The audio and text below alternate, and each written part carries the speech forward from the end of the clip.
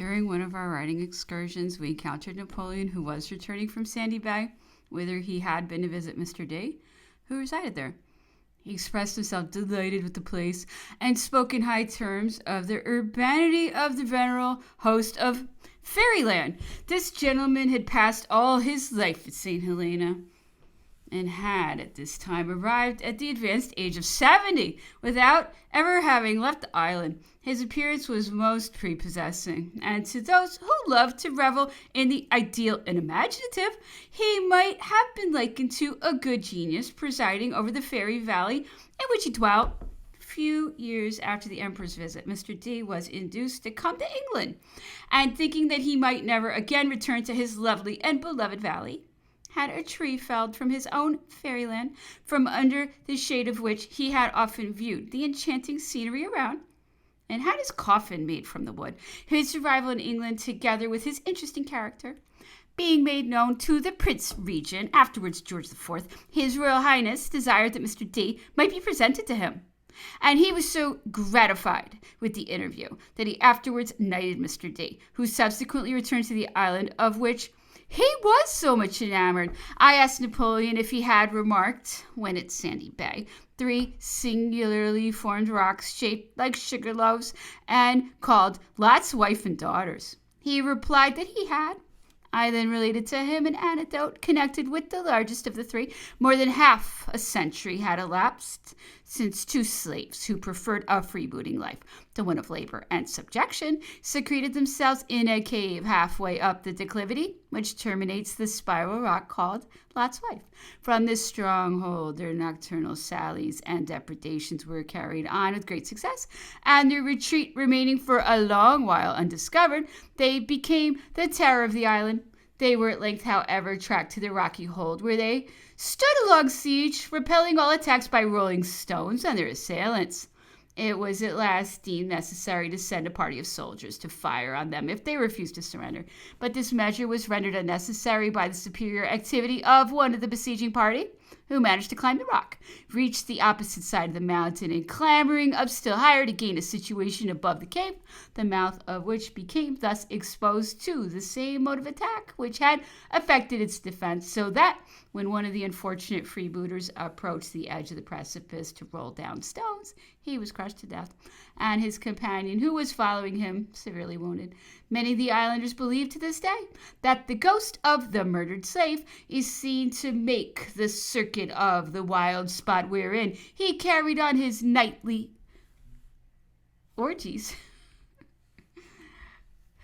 A superstition giving to an airy nothing, a local habitation, and a name. In St. Helena, every cavern has its spirit, and every rock its legend. Napoleon, having listened to my legend of the Sugarloaf Mountain, said he should regard it with greater interest the next time he wrote in that direction. Chapter 11. To horse. Now there is nothing gives a man such spirit, leavening his blood as cayenne doth the curry, as going at full speed. Byron. Deadwood. Races. Mameluke. Fete at Ross Cottage. Napoleon's attempt at singing. Visit to Madame Bertrand's. The Emperor's English. Plantation House. Napoleon's method of fighting over again his battles. One of the many instances of Napoleon's great good nature and his kindness in promoting my amusement was on the occasion of the races at Deadwood, which had been instituted by the Honorable Henry John Roos, the present member for Westminster, and which were at that time anticipated by the inhabitants of the island as a kind of jubilee from having been, as was often the case, in arrears with my lessons. My father, by way of punishing me, declared that I should not go to the races, and fearing that he might be induced to break his determination, lent my pony Tom to a friend of his for that day. My vexation was very great, and not knowing where to get a horse, and I happened to mention my difficulty to Dr. O'Meara, who told Napoleon, and my delight may be conceived when, a short time after all our party had left the Briars for Deadwood, I perceived the doctor winding down the mountain path which led to our house, followed by a slave leading a superb gray horse called Mameluke, with a lady's side saddle and housing of crimson velvet embroidered with gold. Dr. Murat said that on telling the emperor of my distress, he desired the quietest horse in his stable to be immediately prepared for my use. This simply good-natured act of the emperor occasioned no small disturbance on the island and sufficiently punished me for acting contrary to my father's wishes.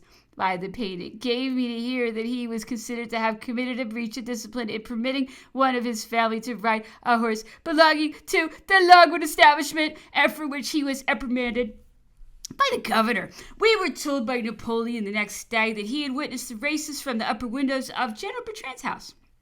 He expressed himself much amused by them. He said he supposed I was too much diverted by the gay scene to feel my usual timidity. The emperor frequently urged my father to correct me whilst young, and said I ought never to be encouraged in my foolish fears, or ever permitted to indulge therein. He said the Empress Josephine suffered the greatest terror in a carriage, and he mentioned several instances of her extreme fright, and he was obliged to reprimand her severely. If I remember rightly, the Duchess de Brantes mentions in her Memoirs of the Emperor one of the anecdotes in this subject, which he recounted to us. There was so very little to vary the monotony of Napoleon's life that he took an interest in the most trifling attempts at gaiety in the island, and he generally consented to our entreaties to be present at some of the many entertainments which my father delighted in promoting.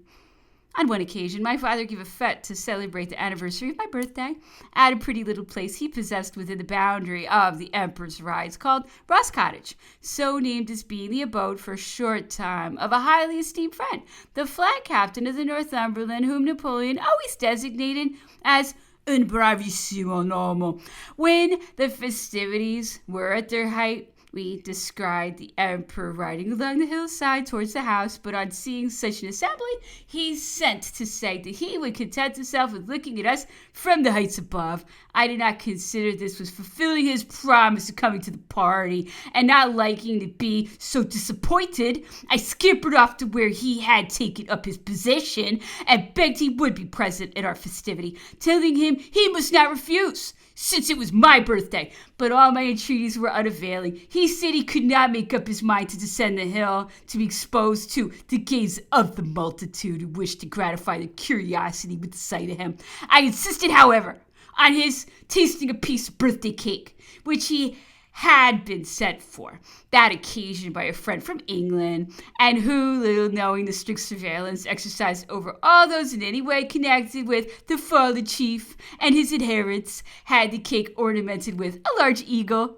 This, unluckily for us, was the subject of much animadversion. I named it to Napoleon as an inducement for him to eat the cake, saying, "It is the least you can do for getting us into such disgrace." Having thus induced him to eat a thick slice, he pinched my ear, calling me a saucy simpleton, and galloped away humming, or rather attempting to sing, with his most unmusical voice, "Vive Henri IV."